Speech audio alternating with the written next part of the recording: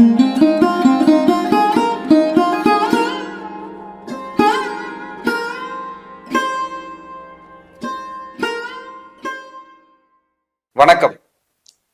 அடியேன் அவினாசி ஜோதிலிங்கம், பிரசன்ன ஜோதிட ஆராய்ச்சியாளர், ஸ்ரீ வாராகி ஜோதிடத்திலிருந்து மித்ரா டிவிக்காக இந்த சேனல் வழியாக உங்களை எல்லாம் சந்திப்பதிலே மற்றற்ற மகிழ்ச்சி.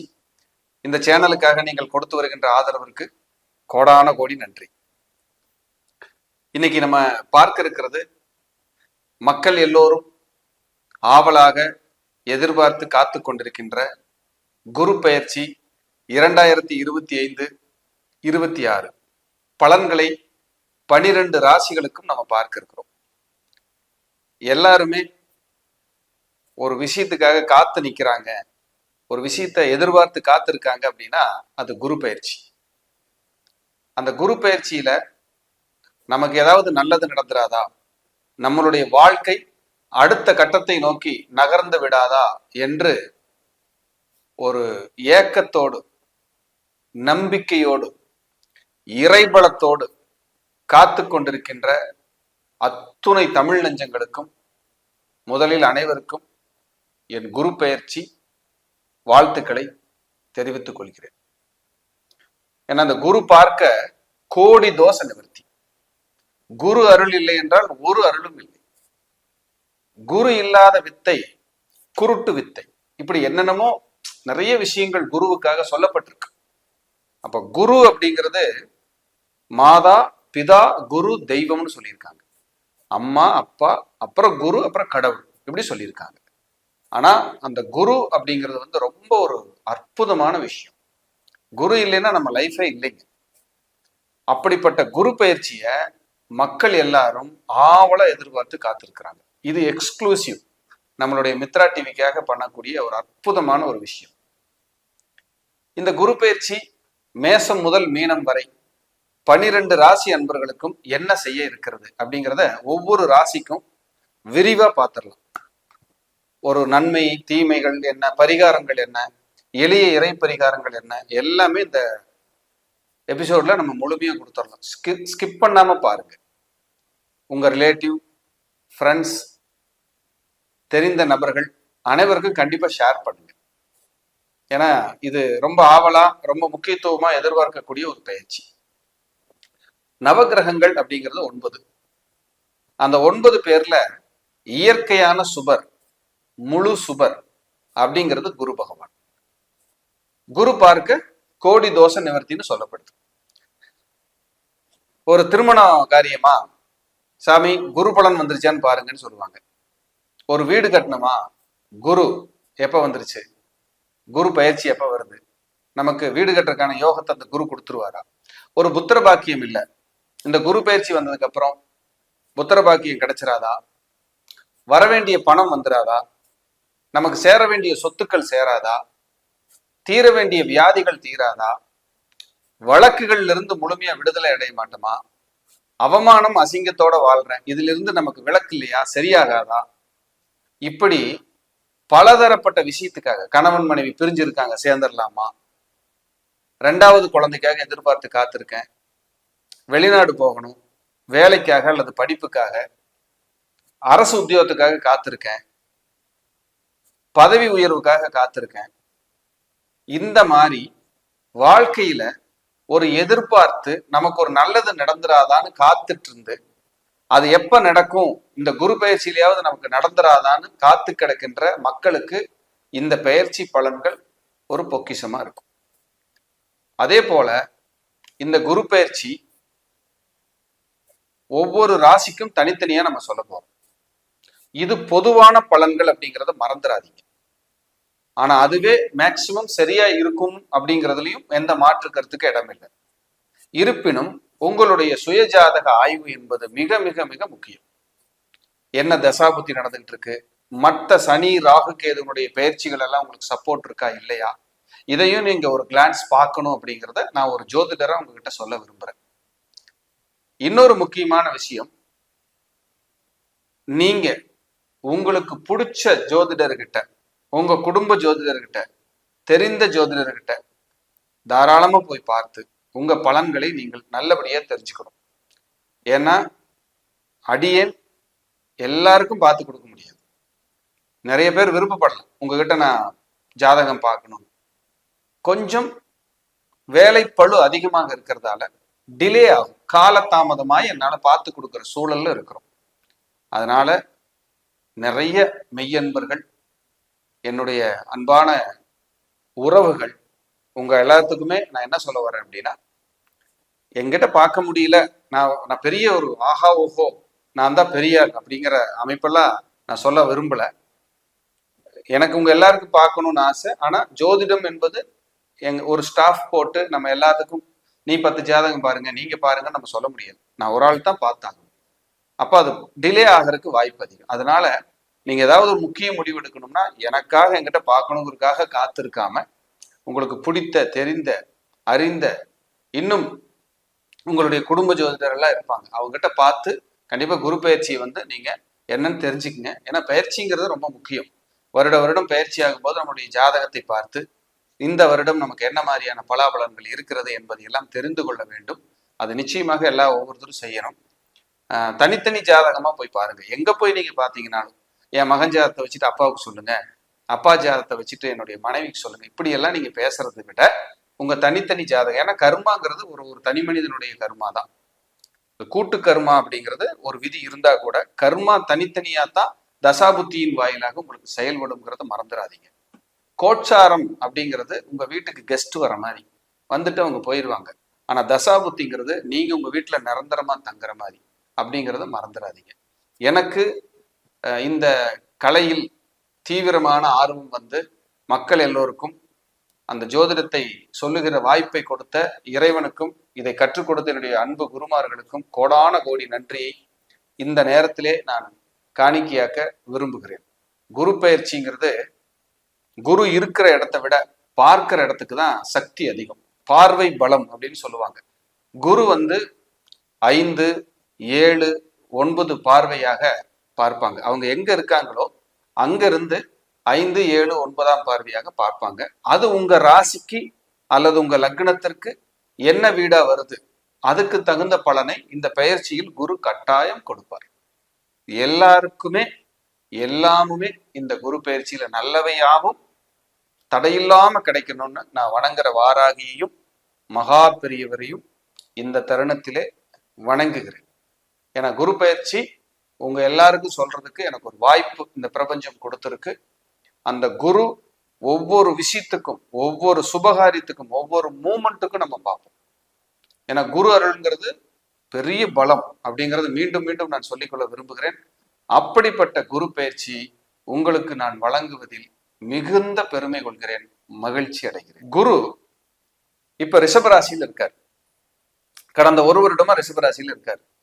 இப்ப அந்த குரு பகவான் குரு பயிற்சியில் ரிஷபராசியில் தன்னுடைய பயணத்தை முடித்துக்கொண்டு மே மாதம் 14ஆம் தேதி 2025 காலை சரியாக 11:30 ரிஷபராசியிலிருந்து மிதுன ராசிக்கு பயிற்சி ஆகிறார். மிதுன ராசிக்குள்ள பிரவேசிக்கிறார்.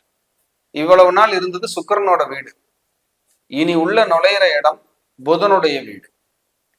புதனும் குருவும் சேர்ந்தாலே சரஸ்வதி யோகம்னு ஒரு யோகம் இருக்கு. அந்த மாதிரியான ஒரு இடம். இவ்வளவு நாள் சுக்கிரனுக்கு குருவுக்கும் சுக்கிரனுக்கு ஆகாது. அங்க இருந்து எப்படியோ தன்னுடைய பலன்களை எல்லாம் கொடுத்தாரு. பிடிக்காத வீட்டில இருந்து செஞ்சா எப்படி இருக்கும், அந்த மாதிரி கொடுத்திருக்காரு.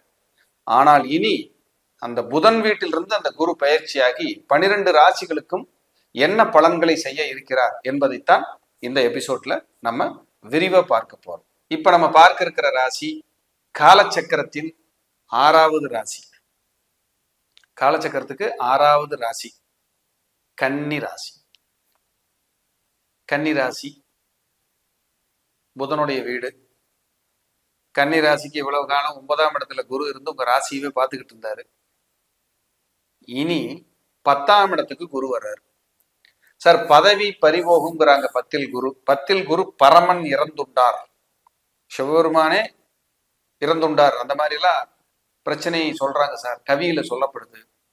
அப்படியெல்லாம் இருக்கா, இல்லை எங்களுக்கு ஏதாவது டிஸ்டர்ப் ஆயிருமா அப்படின்னா முதல்ல உங்க சுயஜாதகத்தையும் ஆய்வு பண்ணிக்கங்க. உங்களுக்கு எவ்வளவு கஷ்டம் வந்தாலும் நீங்க கேரளா சைடு இருக்கிற ஏதாவது ஒரு பெருமாள் ஆலயத்தை பிடிச்சிக்கங்க. குறிப்பா குருவாயூரப்பன் சூப்பரா வேலை செய்யும். இல்ல உங்களுக்கு தெரிஞ்ச பிடித்த எந்த ஆலயமா இருந்தாலும் சரி, பத்மநாப சாமியா இருந்தா கூட ஓகே தான். கேரள தேசத்தில் இருக்கின்ற ஆலய வழிபாடு, குறிப்பாக பெருமாளுடைய ஆலய வழிபாடு ரொம்ப வெற்றியை கொடுக்கும், சிறப்பை கொடுத்துரும். அதை மைண்ட்ல வச்சுக்கங்க. அப்ப கன்னிராசி அன்பர்களுக்கு 9ஆம் இடத்தில் இருந்த குரு 10ஆம் இடத்திற்குள் நுழைகிறார். சார் 10ல குரு இருக்கு, பதவி பறிவுமா? கண்டிப்பா ஒரு வேலை சம்பந்தமா, பதவி சம்பந்தமா ஒரு சேஞ்ச் நடக்கும், ஒரு டிஸ்டர்ப் கொடுக்கும், கொடுக்காமல போகாது. அது வருமானத்தை கை வைக்குமானா 100% கிடையாது. ஒரு வேலை இழந்தா கூட இன்னொரு வருமானத்தில் இன்னொரு வேலையை கொடுத்துரும். ஆனா வேலை இழப்போ, வேலையில் டார்ச்சரோ, வேலையில் மன அமைதி கெடுறதோ உண்டு. ஏன்னா 10ஆம் இடத்துல குரு வர்றது சிறப்பா சொல்லப்படலைங்க. 10ல குரு வர்றவங்க நிறைய கஷ்டப்பட்டு இருக்காங்க, நெருக்கடியும் சந்திச்சிருக்காங்க. கன்னிராசி அன்பர்களுக்கு 5ஆம் பார்வையாக 2ஆம் இடத்தை பார்ப்பார். 5ஆம் பார்வையாக 2ஆம் இடத்தை தெளிவா பார்ப்பார். 2ஆம் இடம்னா என்ன? குடும்பம். சார் குடும்பம் அமையாம இருக்கு, குடும்பம் அமையும். இடமாற்றம் கிடைக்கிறது, இடமாற்றத்துக்காக வெயிட் பண்றேன், கிடைச்சிரும். வேலை மாறி போலாமான்னு இருக்கிறேன், போய்க்கலாம். குடும்பம் தொந்தரவா இருக்கு, டிஸ்டர்பா இருக்கு, வாக்குவாதமா இருக்கு, சரியாகும். கண் பார்வை, காது மூக்கு தொண்டை பல்லு பிரச்சனையா இருக்கு, சரியாயிரும். உங்க பேச்சுக்கு மரியாதை இல்லை, ரெகனைஸ் கிடையாது, அங்கீகாரம் கிடைச்சிடும். ஒரு வாடகை வருமானம் பண்ணலான்னு இருக்கிறேன், பண்ணிக்கலாம். உங்க தாயாரோட சுமூக உறவு இல்லை, ரொம்ப சண்டை சச்சரவு, சரியாயிரும். உறவுகளே பகையாச்சு, இனி இந்த விரோதங்கள் எல்லாம் மாறிடும். வரவேண்டிய பணத்துக்காக வெயிட் பண்ண வந்துடும். 10ல் இருக்கிற குரு தொந்தரவு தான், ஆனாலும் நன்மை சேர்ந்து செய்யுது. ஏன்னா பார்க்கிற இடத்துக்கு பார்வை பலம். 6ஆம் இடத்தை பார்க்கிறாரு, 4ஆம் இடத்தை பார்க்கிறாரு. உங்க தாயாருக்கு ஹெல்த் பிரச்சனை இருந்தா சரியாகும். தாயாதி வர்க்கத்தில் தாயாருடைய சொத்துக்களில் வில்லங்கம் பிரச்சனை இருந்தா சரியாயிடும். அதே போல புதிய இன்வெஸ்ட்மெண்ட், வீடு கட்டுறேன், லேண்ட் வாங்குறேன்னு யாராவது இருந்தா போகலாம். படிப்புக்காக வெளியூர் வெளிநாடு போறேன் அப்படின்னா போகலாம். வம்பு வழக்கு சொத்து சார்ந்த வில்லங்கங்கள் இருக்குன்னா சரியாயிடும், சரியாகிறதுக்கான காலம். இது எல்லாமே உங்க சுயஜாதகத்தையும் ஆய்வு பண்ணிக்கணுங்கிறத மறந்துடாதீங்க. எல்லா வீடியோவிலையும் இதை சொல்லியிருக்கிறேன், அது ரொம்ப இம்பார்ட்டன்ட்.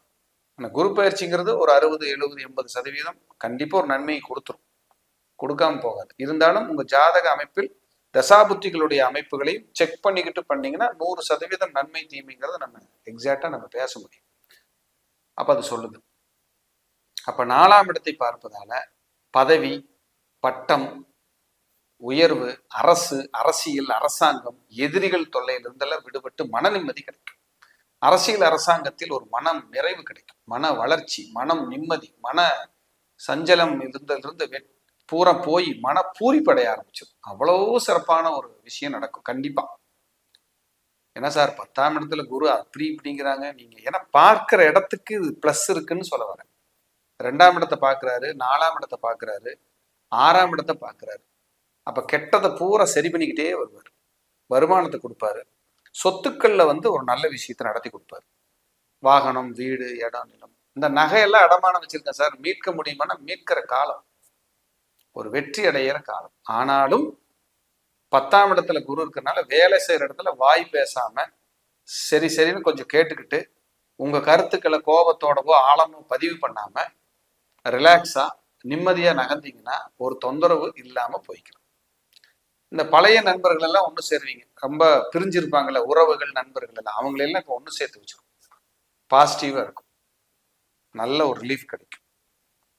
சார் நிறைய வட்டி கட்டிட்டு இருக்கேன் சார், காசு வாங்கின கடனுக்கு, இப்ப கடனை அடைச்சு சரியாகக்கூடிய காலத்தை சொல்லும். சார் ஒரு சொத்தை வித்துதான் கடன் அடைக்கணும்னு இருக்கேன் சார், அது நடந்துருங்களா? கண்டிப்பா முயற்சி பண்ணுங்க, இந்த பீரியடு நடக்கும். அப்புறம் எதுக்கு குரு பலன்னு ஒண்ணு வருது, குரு பயிற்சின்னு ஒண்ணு வருது பாருங்க. கல்யாணம், குழந்தை, வீடு, மண்மனை, வாகனம், பூமி யோகம், அசிங்கம் அவச்சொல் இருந்து வெளியில வருது, எல்லாமே பாசிட்டிவா நடக்கும். நல்ல ஒரு ரிலாக்ஸ் கிடைக்கும், உங்க பேர்ல ஒரு மரியாதை இருக்கும், ஒரு சக்சஸ் நல்லா இருக்குன்னு வச்சுக்கோங்க. ஜென்ரலா கெட்டதை எல்லாம் அழிச்சு நன்மையை நோக்கி பயணிக்கிறது இந்த பார்வை பலம் தான். ஒரே ஒரு மைனஸ் என்ன, 10ல் குரு போராட வைக்கும், ஓடோட வைக்கும். நிறைய பேர்த்துக்கு கொஞ்சம் குடும்பத்தை பிரியிற கண்டிஷன் கூட வரலாம். வேலைக்காக இங்க இருக்கிற லோக்கல்ல இப்ப துபாய் கிடைச்சிருக்கு, அங்க போனா எனக்கு ஒரு 1 லட்சம் 1.5 லட்சம் சம்பளம் கிடைக்கிற மாதிரி சொல்லியிருக்காங்க, இங்க ஒரு 60 ரூபா தான் வருது, அங்க போனா எனக்கு கொஞ்சம் நல்லா இருக்கும்னு நான் தோணுது சார் அப்படின்னா இந்த பீரியடை நீங்க பயன்படுத்திக்கலாம்.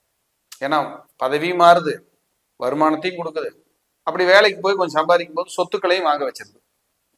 இவ்வளவு நாளா எனக்கு 55 ஆச்சு சார், இவ்வளவு நாளா வாடகை வீட்லயே காலம் தள்ளிட்டேன், இப்பதான் வீடு கட்டணுங்கிற எண்ணம் எனக்கு வந்திருக்கு, அந்த எண்ணம் இப்ப ஈடேறுமா சார் அப்படின்னா ஈடேறு.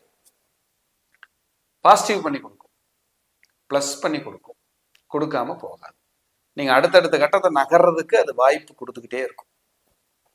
அப்ப 10ல குரு இருக்கிறதுனால உயரதிகாரி கிட்ட இல்ல வேலை செய்யற இடத்துல கொஞ்சம் அமைதியா போய்க்குங்க. தொழில்ல நீங்க கொஞ்சம் நிதானத்தை கடைபிடிச்சு தான் ஆகணும், அவசரப்படக்கூடாது. எந்தெந்த விஷயத்த சரி பண்ணிக்கலாம், எதை சரி பண்ணக்கூடாதுங்கிறது தெரிஞ்சு, இதை சரி பண்ணா நன்மையா தீமையா, சரி பண்றதுனால ஏதாவது வில்லங்கம் கஷ்டமா, இதையெல்லாம் நீங்க தெரிஞ்சுக்கணும். இப்ப ஆராய்ந்து பார்க்கணும். பார்க்கும்போது உங்களுக்கு இந்த பிராபலத்திலிருந்து முழுக்க முழுக்க விடுதலை கிடைச்சி வெளியில மனநிறைவு கிடைக்க ஆரம்பிச்சிடும். அப்ப 10ஆம் இடத்தில் குரு பரமன் இறந்துண்டா, 10ல் குரு பதவி பறிபோகும். இதெல்லாம் இருக்கு, இல்லாம இல்லை, நீங்க நடந்துக்கிறத பொறுத்து இருக்கு. இதுக்கு இறைபலம் உங்களுக்கு உதவியா இருக்கும். நான் ஏற்கனவே ஆரம்பத்திலே சொன்ன மாதிரி அந்த பிரார்த்தனைகளை அதிகப்படுத்துங்க.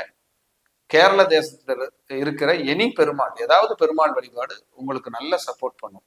சார் நான் கோயிலுங்கிறீங்களா, என்ன கோயில் போய் என்ன சார் பண்ணணும்? ஒன்றும் இல்லை, உங்க பேர்ல ஒரு அர்ச்சனை, உட்கார்ந்த இடத்துல ஆழமா ஒரு பிரார்த்தனை, இதை பண்ணி பாருங்க, உங்க லைஃப் மாறும்.